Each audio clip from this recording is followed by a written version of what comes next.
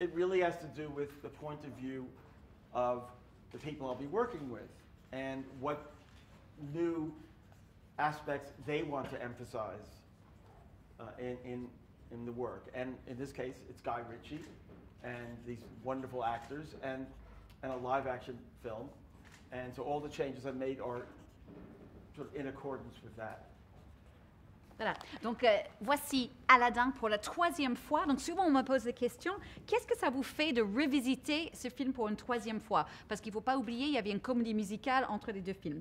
Et moi, j'ai dit, à chaque fois, ça dépend sur le point de vue de la personne avec qui je travaille. Dans ce cas-là, c'est Guy Ritchie et ses acteurs incroyables que vous avez vus dans le film. Et c'est là où je trouve mon inspiration pour évoluer. The DNA of Aladdin remains the same. It is Aladdin. It's the story of this boy, his diamond in the rough, who falls in love with his princess and goes through this adventure. And it's very much that story. The differences are in the style of the storytelling, how we give a more contemporary edge to the songs, and where we add some message of empowerment for Jasmine. Voilà. Donc, en fait, l'ADN est exactement pareil. On a le même Aladdin, le même diamant d'innocence, la princesse, etc. Là où c'est différent, c'est un peu dans le style. On a donné un côté un peu plus contemporain à la musique et on a donné cette notion de plus de puissance pour Jasmine. So why don't I very briefly go through the colors of Aladdin. The first thing we actually wrote, Howard Ashman and me, was the opening number. And we had the image of the camel walking in through the desert and the sense of that.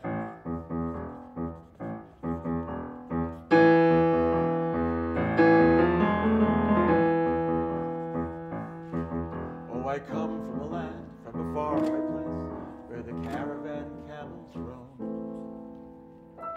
Voilà. Donc, le tout premier morceau qu'on a écrit pour le film avec Howard Ashman, qui était le parolier, c'était ça, le premier morceau du film. Et on a commencé avec ces quelques notes qui rappellent un chameau qui est en train de traverser le désert. Et après, on a ajouté un peu cette ambiance un peu du Moyen-Orient. And of course, it goes up to Arabian night, na, na, na, na. That just right there is again capturing the Arab inflection. Then came the next song is One Jump Ahead. Now, part of our original conception, which has remained, is an homage to Hollywood musicals. It's the Hollywood golden age view of the mysterious East. Voilà. Donc ensuite, après ça, la prochaine, vous avez entendu un peu encore une fois l'influence du Moyen-Orient. Et puis la deuxième chanson, Je vole, ou One Jump Ahead, là, on voulait encore avoir un hommage aux grandes comédies musicales des années 30. Donc ça, vous allez entendre dans cette musique. One jump, head of the bread line, one swing, head of the sword. I steal all of what I can afford, and that's everything. One jump, head of the sword. That's the original take with Guy Ritchie. It's much more of a hip-hop feel to it, but it still is that intent. Voilà. Donc ça, c'était l'idée d'origine, mais avec Guy Ritchie, c'est devenu un peu plus hip-hop, mais vous entendez quand même un peu, encore une fois, cette influence des comédies musicales. And then that heartfelt moment of riff-raff, street rat, I don't buy that. If only they'd look closer, would they see a poor boy, no siree. They'd find out there's so much more to me. Et là, du coup, dans la même chanson, Je vole, on ajoute un peu d'émotion tout en emmenant tout un peu plus vers le bas, comme vous avez entendu. Et dans les paroles, il dit « Mais non, je ne suis pas un vaurien, je suis quelqu'un de beaucoup plus sincère que ça. » Now we add, for the live-action movie, our first new moment, which is for Jasmine. And it's this moment where Jasmine is, in the first part of it, she's feeling trapped. She has to remain speechless. And then later in the film, she says, I will not remain speechless. Here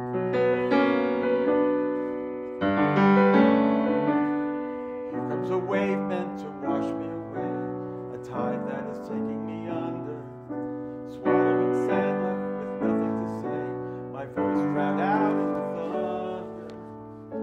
But I won't cry, and I will start to crumble whenever they try to shut me or cut me down.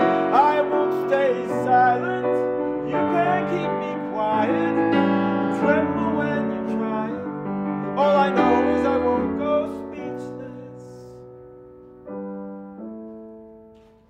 là, vous avez la première nouvelle chanson, bien sûr, dans le film de Jasmine. Vraiment, on voulait exprimer tout ce qu'elle ressentit, cette notion d'être coincée sans parole.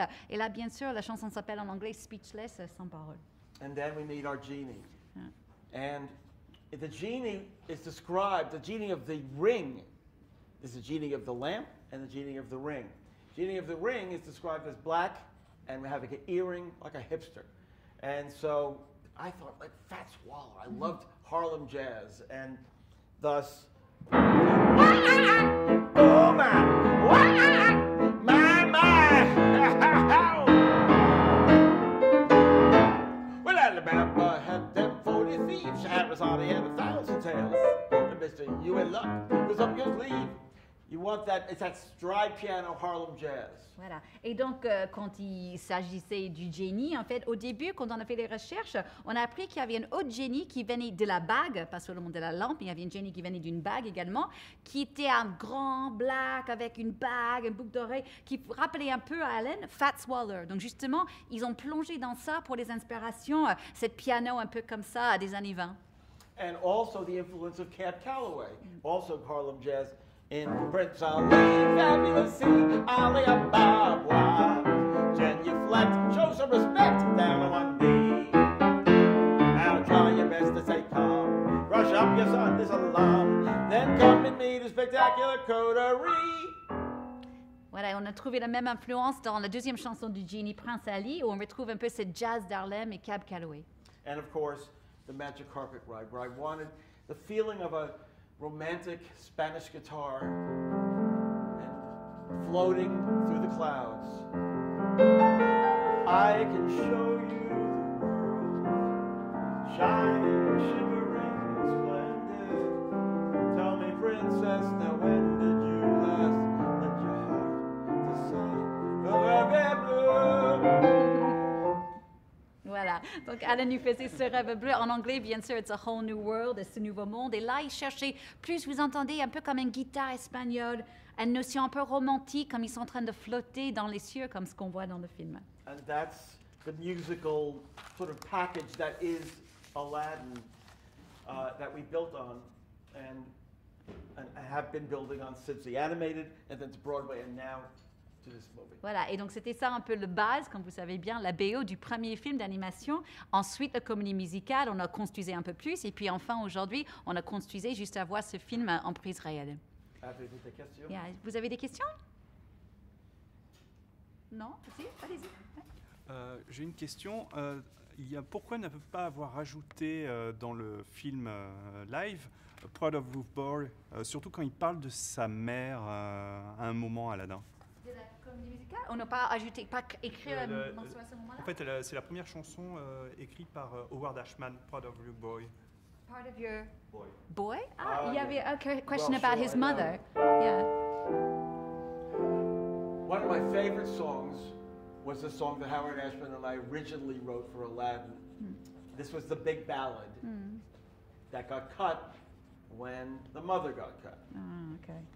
Proud of your boy, I'll make you proud of your boy. Believe me, bad as I've been, while you're in for a pleasant surprise. I've wasted time, I've wasted me. So say I'm slow for my age, a late bloomer, okay, I agree. It made it into the Broadway show, but Mother's gone, song's gone. Voilà, donc ça c'était une chanson qui était écrite en fait pour le premier film d'animation avec Howard Ashman qui s'appelait Fier de votre garçon, Proud of Your Boy, qui était coupé quand ils ont coupé la mère dans le film. C'était remis dans la comédie musicale à Broadway, voilà, mais c'est pas dans ce film-là. Mothers don't have a long life. Voilà, les mères ne vivent jamais très longtemps dans les films de Disney. OK, another question, une autre question? Oui? Oui, qui a... yeah.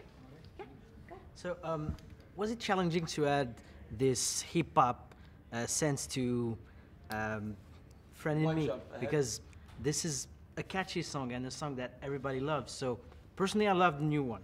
So, was it difficult, like, to change something you've built? It wasn't that big a change, really. The biggest change was in One Jump Ahead, where we that one jump ahead was sort of the litmus test for Guy Ritchie in terms of how far we could push things before we lost what we had. And so we did a lot of different arrangements, and by the time we finished, it's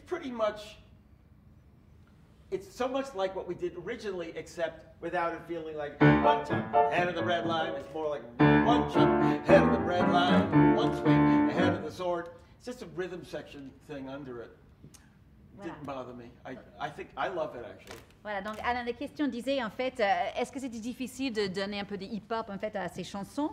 Et Alain parlait de One Jump Ahead, donc en français je vole, en disant c'était un peu un test pour nous quand on a créé le film en cette version, parce qu'on voulait voir jusqu'où on peut y aller en changeant la musique. Et on a fait beaucoup de versions avant de finir avec celle qui est dans le film. Et il dit que c'est quand même assez proche de l'original, c'est juste que c'est un peu moins comédie musicale saccadée, un peu plus hip-hop, c'est tout. And what I say this a lot.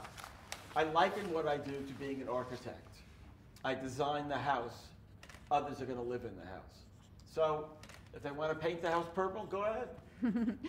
But I frankly love what we did in this movie, and I don't think I wouldn't have allowed it to go to the point where I lost the thread of what was the intention. Voilà. Donc il dit, moi je dis souvent que je suis comme un architecte. En fait, moi j'ai créé la maison, mais il y a d'autres personnes qui habitent dans la maison. Donc s'il veut peindre la maison en violet, allez-y, pourquoi pas. Moi j'aime vraiment ce qu'on a fait dans ce film et je suis sûre que je n'aurais jamais les laissé aller trop loin. J'aurais quand même gardé un peu le contrôle dessus.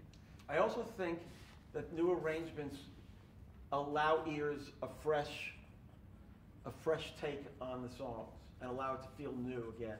I think it's better than feeling like you're getting a cut and paste from a previous version. Voilà. Et je trouve aussi que c'est bien de faire les nouveaux arrangements des morceaux parce que ça donne une renaissance, en fait, en quelque sorte, à ces morceaux pour un nouveau public. Any other questions? Plus de questions? Yeah. Okay, go ahead. Oui, bon. Allez-y. Bonjour, je veux savoir combien de temps vous mettez pour mettre une chanson ou une musique. Combien de temps vous mettez? How long does it take to write a song? It varies. But, for example. There are sometimes it happens musically that I can write a piece of music. I can write a song in the time it takes to play it. Sometimes, if the concept is, I need to ask myself.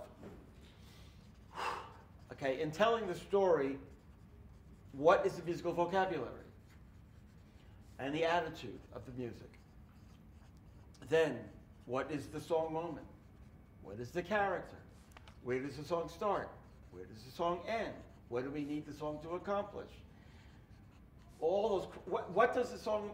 What's another song that maybe reminds me of? A kind of trying to really zero in on what does it want to be, and only then I let my hands go to the keyboard. If all of that thought process has been clear, the music can be done pretty quickly. Voilà. Il dit ça dépend en fait. Musicalement, ça peut être parfois juste le temps que je le joue. Il explique, il dit, je me pose la question, je réfléchis beaucoup en amont. Je me pose la question, en fait, quel est le vocabulaire musical, entre guillemets? Quelle est l'attitude de la chanson? C'est quel personnage, bien sûr, qui va le chanter? Ça commence où dans le film? Ça finit où dans l'histoire?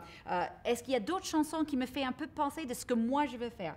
Et une fois que je réfléchis à tout ça, et je sais vraiment ce que je veux que ça soit, après je me pose au piano, et là, parfois, je peux le jouer d'un coup. And sometimes it can take a long time. I remember Beauty and the Beast, for some reason, took a long time.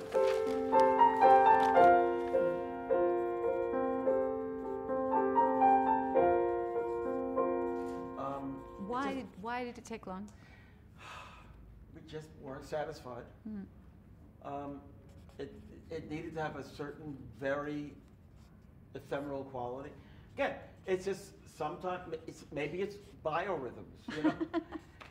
I don't know what it is. Sometimes it comes quickly. Sometimes it takes a long time. And sometimes you write something, you love it, and people go, I don't know if that's the one. I don't know. And then you could go through months of just writing and writing and writing. It happens. And you learn as a composer, the worst thing you can do is ever fall in love with your own material and go, oh no, that's the one. That's got to be the one. Just throw it out and do another. you know, and you get results. Voilà. Donc il dit, il y a d'autres chansons qui peuvent prendre très très longtemps. Par exemple, Histoire éternelle de La Belle et la Bête, il fallait très longtemps pour l'écrire. Et je disais pourquoi? Il a dit parfois parce qu'on n'est juste pas satisfait avec ce qu'on veut. Ça sonne pas comme on le veut. On voulait quelque chose de très éphémère et on trouvait pas. Et il dit, je ne sais pas pourquoi parfois c'est vite, parfois c'est lent. Ça peut être une question de biologie. Certaines chansons vous adorez et puis les équipes ils disent non, pas du tout. Il dit tout ce que j'ai appris depuis toute ma carrière, c'est le pire de chose qu'un compositeur peut faire, c'est être amoureux d'un morceau. Parce qu'en fait, parfois, il faut réécrire. Et en fin de compte, ce n'est pas nous qui choisissons toujours. Oui, au fond? Je me demandais comment était née l'idée de la nouvelle chanson Speechless. Okay. So tell us about the idea of creating Speechless and where you got that idea from. Well, at the very beginning, it was discussed that we wanted to have a song for Jasmine. We had written the song for the Broadway show for Jasmine, but that's very much a stage number and very much in a Broadway style. So this was going to be a new assignment for Jasmine. So that's number one. Then what do we want for Jasmine? And it was there was a common opinion that a song of empowerment would be a effective song for her, and also it's a timely song for her. And then Benj Pasek came up with the title Speechless, which is a great title. And you know, we worked together in the room. This was blending our styles. And they pulled me in certain directions, I pulled them in certain directions. And it wasn't necessarily a quick process, but maybe it took a day to come up with a piece of music and a form that we knew was the form. And then when the lyric came in, we actually, you know, I demoed it. I got kind of knocked out by it. I said, this is a good song. And you know, I was really happy with it. Voilà. Donc en fait, on savait qu'on voulait une nouvelle chanson pour Jasmine et elle a une chanson dans la version comédie musicale, mais c'est vraiment une chanson qui fait pour la scène et on ne pensait pas que ça allait marcher dans le film. Donc on s'est dit, bon ok, on va commencer à zéro, on va faire une nouvelle chanson pour Jasmine. Alors il faut quoi? On voulait quelque chose qui avait quand même ce thème de la puissance féminine parce que ça nous semblait bien pour Jasmine, mais aussi c'est vraiment de quelque chose de notre époque. Donc on s'est dit, on va aller dans ce sens-là. Et puis les paroliers avec qui il travaillait, Pasek et Paul qui ont fait les paroles pour La La Land entre autres, eux ils ont trouvé le mot speechless, donc sans parole, et Alan trouvait ça très très bien, et après c'était un travail de un peu mettre leur style ensemble. C'était pas très vite, mais quand même au bout d'un jour ils avaient une sorte d'idée d'une forme d'une chanson, et après une fois que les paroliers sont revenus avec les paroles, Alan a joué, il a fait une sorte de maquette, et là il a dit ouais c'est ça la chanson qu'il faut. And once the song was completed, to be honest, the power of the song created a lot of work for everybody because it's a strong statement. So we really had to go back and look at the book and the structure of the entire movie to really lay what we call the dramaturgical pipe to lead to the song and to justify the song. And so it had a pretty big impact on the movie itself. Voilà. Et en fin de compte, cette chanson avait quand même un grand impact sur le film en soi, parce que comme la chanson est tellement puissante, il fallait que au sein du scénario, que c'était assez logique le moment quand c'est arrivé. Donc, il fallait s'assurer que le scénario était un peu ajusté en quelque sorte pour que ça soit logique quand Jasmine commence à chanter cette chanson. Donc, ça crée du boulot pour tout le monde, en fait. Une autre question? Ici. Ah, voilà. Oui. Yes. Comment avez-vous travaillé avec Will Smith au quotidien afin qu'il puisse se détacher en fait de l'héritage fort de Robin Williams, tout en gardant une certaine continuité artistique avec les chansons? How much did you work with Will to kind of keep the theme of what you had with Robin, but for him to create his own thing? Did you work with him? Nope. Oh. Will actually worked with my music team, and he knew what he wanted to do, and I loved what he was doing. So I just said, I'm not getting in the way here. Just let him go. And Will went. I mean, he innovated a lot, and it all works as far as I'm concerned. So I'm really happy with it. But I can't take credit for any of the new business that he does. It's Will. He's a very smart guy. Alors moi, je suis pas rien en fait par rapport au jeu de Will. Il savait vraiment ce qu'il voulait faire avec la musique dès le début. Il a fait tout seul. Il m'a montré un peu ce qu'il voulait faire. Moi, je l'ai adoré et je l'ai laissé faire ce qu'il voulait faire. Donc vraiment, ça, c'est pas du tout moi. Ça, c'est tout Will Smith qui l'a fait tout seul. Je pense qu'on a le temps pour encore une dernière question. One last question? No? Yes. It's more of a question for young composers. What would you give them as advice with this new fairy tale and probably with inspirations? You mean with a new project? If a young... look at the story. First of all, ask yourself, does the story have a structure that would support a musical? Meaning, does it have a central character that has a big dream, a big want, but a central character that you could identify with, and a need to overcome a big obstacle to get there? OK. Donc voilà, un conseil déjà pour un jeune compositeur, c'était la question, c'était déjà de se demander dans l'histoire, est-ce que l'histoire a vraiment une structure pour soutenir la musique? Est-ce qu'il a un personnage qui a un grand rêve? Est-ce qu'il sait où il veut aller? Et est-ce qu'il y a un grand problème qu'il faut qu'il surmonte pour arriver à ses fins? And second, is there a interesting, original, and compelling musical style that you can work within to tell the story and inform the story, so it'll give it a uniqueness. Having done all that, then I guess the advice I give to any songwriter is never fall in love with your own work. Just put the work out there, be open to comments, and just do it, and do it, and do it, and do it, and do it. Don't work in a vacuum. Okay. And don't be begging for love. OK. Et puis ensuite, il dit, assurez-vous que vous avez un style musical qui est original et assez intéressant pour que votre sujet est unique grâce à son style musical. Et en fin de compte, il répète un peu ce qu'il a dit avant, il ne faut jamais tomber amoureux de ses propres morceaux. Il faut être ouvert aux critiques, aux commentaires, etc. Il ne faut pas travailler au sein, dans un trou noir, entre guillemets, et il faut toujours être ouvert aux commentaires des autres. Great. Peut-être une toute petite dernière? Yep. Est-ce que vous avez un morceau préféré dans la bande originale de ce film? And just to wrap up, what's your favorite song if you have one from Aladdin? Ah, if you could pick one. Least favorite then. No. They are literally all my children. And I can't favor one